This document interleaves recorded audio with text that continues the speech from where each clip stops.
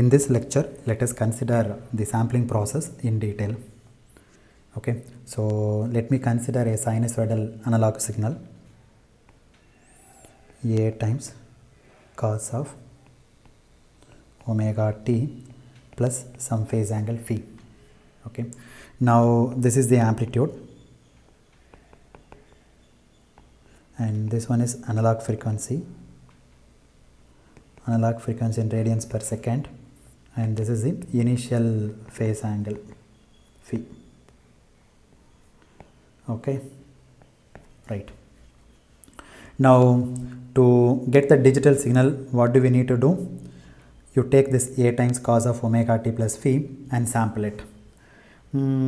Let us avoid the amplitude term, so it is not going to play any role here. So let me take simply cos of omega t plus phi, and this is sampled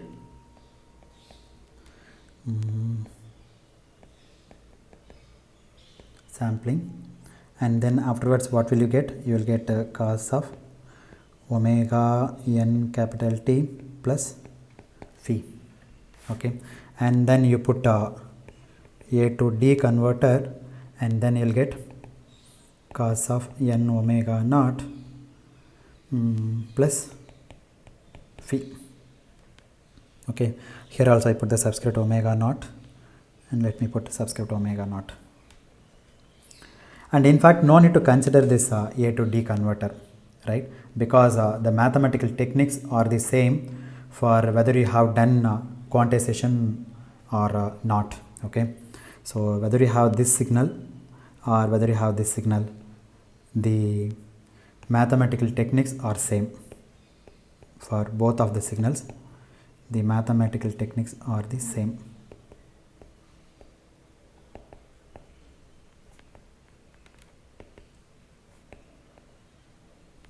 Okay, so whether you use cos omega naught nt plus phi or this one, doesn't matter.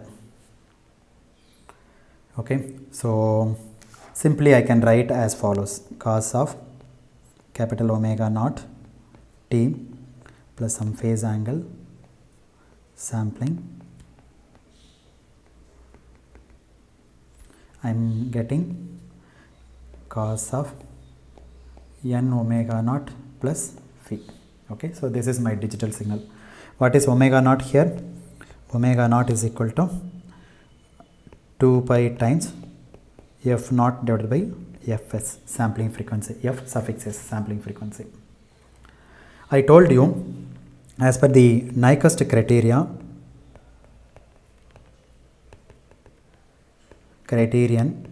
or criteria, whatever it is, your sampling frequency fs must be greater than or equal to 2 times of your f naught maximum. Okay, that means what? Your f naught is less than or equal to fs by 2. So the analog frequency should not exceed beyond half of the sampling frequency. Okay, therefore this is the condition one must ensure in sampling process. Now you can ask a question: what happens if this is not the case? If this condition is violated, then what will happen? Okay, what is the consequences? Okay, so we will illustrate with a simple problem. Okay, so let us say we have 3 signals. Okay, so let me write down cos of 6 pi t plus some phase angle phi. Okay, anyway, let me avoid this phase angle to avoid confusion. Let me take only terms alone, frequency terms alone, and I have one more term, one more signal cos of 14 pi t, and then cos of 26 pi t. So these are my 3 signals. Okay, so let me call this is x1 of t. All are analog signals, x2 of t, and then here x3 of t. Now what is the actual analog frequency from this?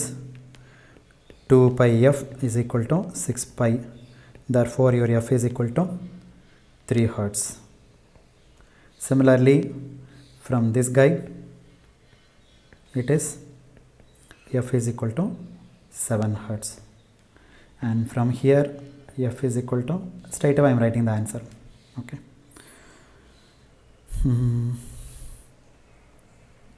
13 hertz, right? Yes, 13 hertz.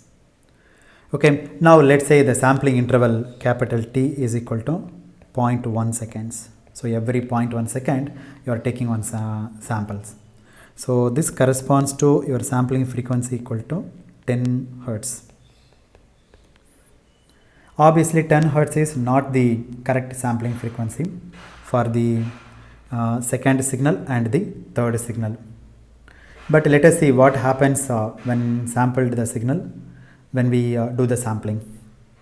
Okay. So as I said, cos of omega naught t becomes cos of omega naught n capital T, right? This is you get after sampling.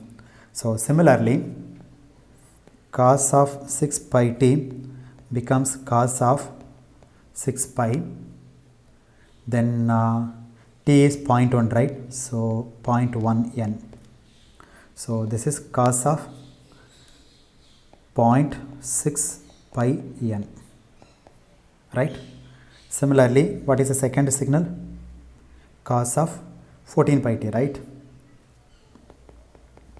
14 pi t. After sampling, you will get a cos of 14 pi, and the t is replaced by 0.1 n.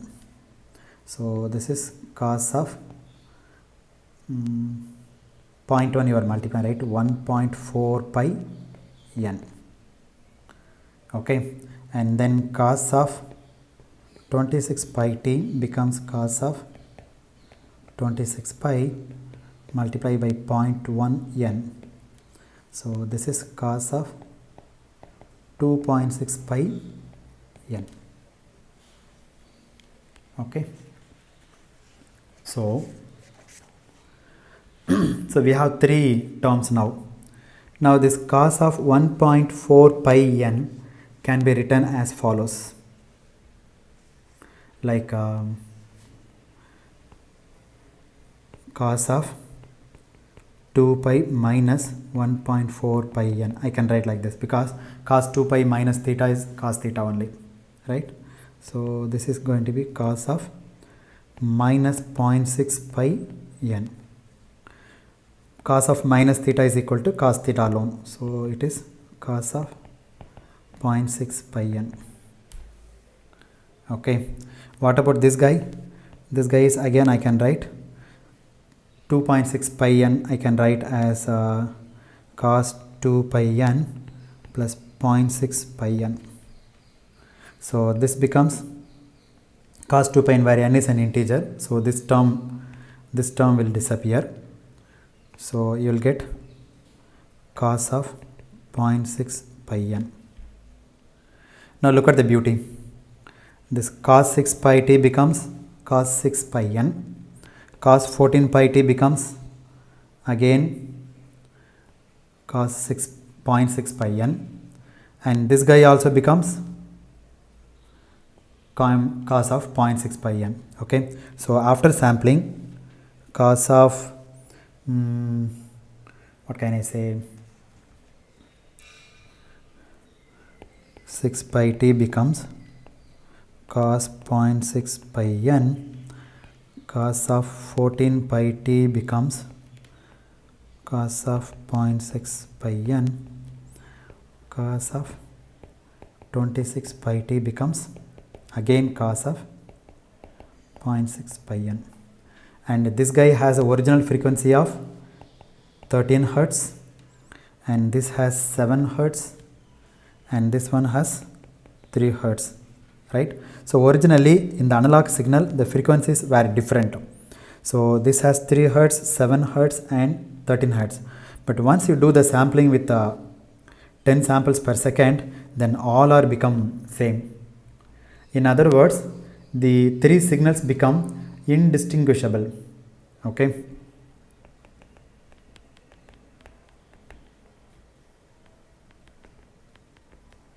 indistinguishable. The 7 Hz signal now poses as if it is a 3 Hz signal. Okay, so a high frequency poses as a low frequency. 7 Hz signal poses as if it is a 3 Hz signal, right? Similarly, the 13 Hz signal also poses as if it is a 3 Hz signal. Okay, that means what? High frequency poses as a low frequency if you do the sampling with a low rate. Therefore, if the initial signal was a combination of 3 Hz, 7 Hz and 13 Hz, and the signal after digitization or after sampling becomes simply 3 Hz. See, what is the frequency here? 3 Hz. What is the frequency here? 3 Hz. What is the frequency here? 3 Hz. So 13 Hz becomes 3 Hz, 7 Hz becomes 3 Hz, and this 3 Hz becomes 3 Hz. So higher frequency pose as low frequencies, and this process is known as aliasing.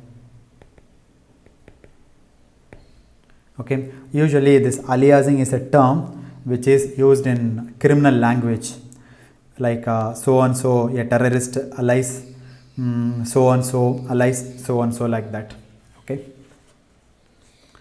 well, it is a same idea that has been taken here. So that is higher frequency is not a criminal. Okay, so I mean it could be as good as signal as the lower frequency one, but they pose as if they are lower frequencies, and the distortion due to this factor is known as aliasing distortion. Aliasing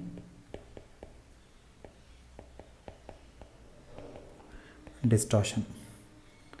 If omega naught exceeds pi, then wait a minute, 1 second. So let me write down those three signals in digital form. Cos 0.65 and here of cos 1.4 pi n and cos of 2.6 pi n. Now look at these three guys. When does the problem arise? Whenever this omega naught exceeds pi, then there is a problem. Okay, so here omega naught is equal to 0.6 pi, and here this omega naught is equal to 1.4 pi, and here omega naught is equal to 2.6 pi, and here no problem, right? No issues, but here there is a problem,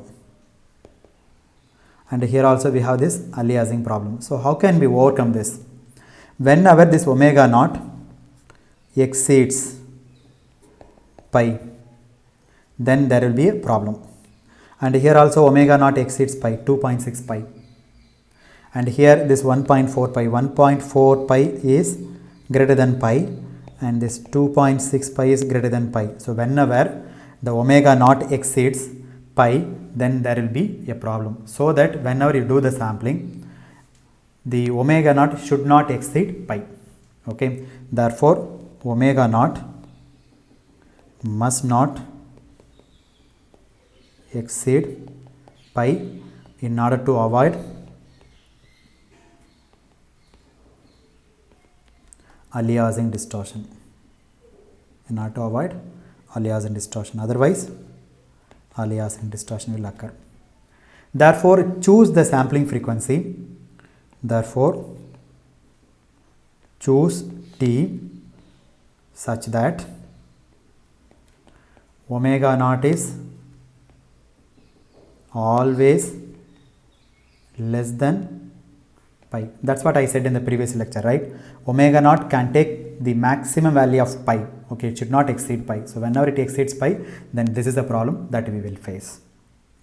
Okay, for example, for the given same problem, let us assume t is equal to 0.02 seconds.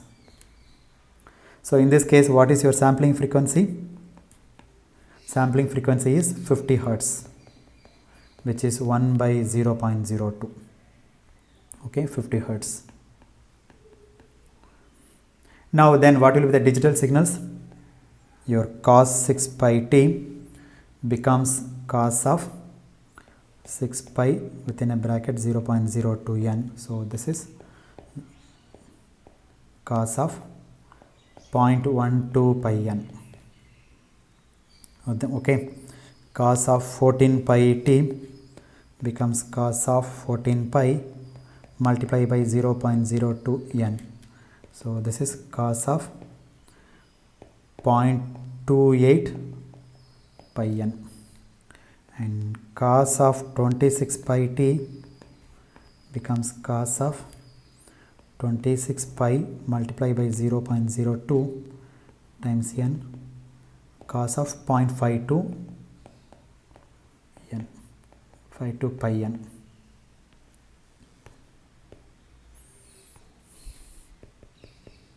Okay, now look at here. What is the omega naught value here? Omega naught is equal to 0.12 pi. Of course, this is less than pi, no problem. Okay, no aliasing problem. Come to the second case. What is omega naught here? Omega naught is equal to 0.28 pi. Again, this 0.28 pi is less than pi. Again, no aliasing problem or aliasing distortion. And look at here, 0.552 will come here. Okay, let me write down neatly. 0.52 pi n. So here omega naught is equal to 0.52 pi. Again, this is less than pi, therefore no aliasing distortion. That's it.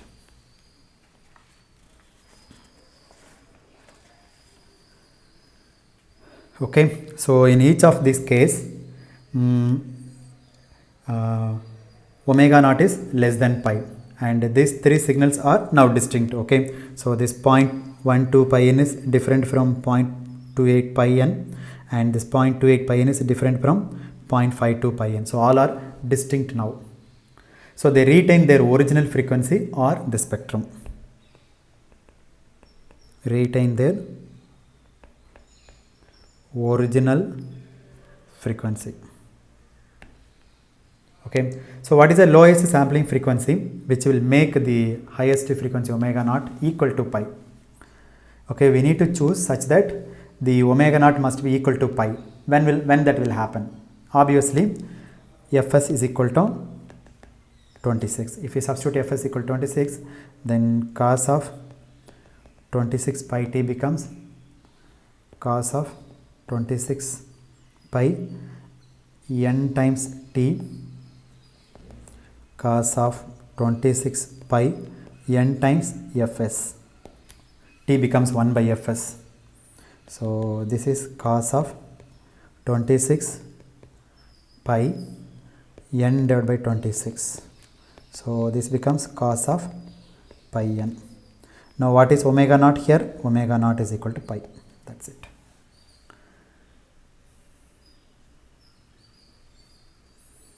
Okay, so what is the actual frequency? Actual frequency f is 2 pi f is equal to 26 pi. Pi and pi will get cancelled. Therefore, f is equal to 13 hertz. If f is 13 hertz, right, and the sampling frequency is 26, what is the relation? F is 2 times f is equal to your Fs, or your f must be equal to Fs by 2. So this is a relation. So at least you should take the samples which are 2 times of your maximum frequency. Okay, here I have 3 frequencies, 3 hertz, then 7 hertz, and then 13 hertz. So out of this, which is the highest one? This is a higher frequency. So now you find the higher frequency, or sorry, find the highest frequency, and then from that you take 2 times of f max. That should be your sampling frequency. If you do this condition, then you can avoid the aliasing distortion. Okay, and this is essentially called the sampling theorem. So the sampling theorem tells you at what rate you have to do the sampling. Okay, sampling theorem. Therefore, the number of samples must be equal to at least twice the highest frequency component exists in the analog signal. Okay, so with the help of a very simple example, I have illustrated what is the sampling. Okay, so if the sampling frequency is not adequate means it is not at least twice the highest frequency content of the signal, then there will occur aliasing distortion and the message would be distorted. Okay, so if the aliasing occurs, then there is no way that you can recover the original signal. Okay, no way to recover the original signal if aliasing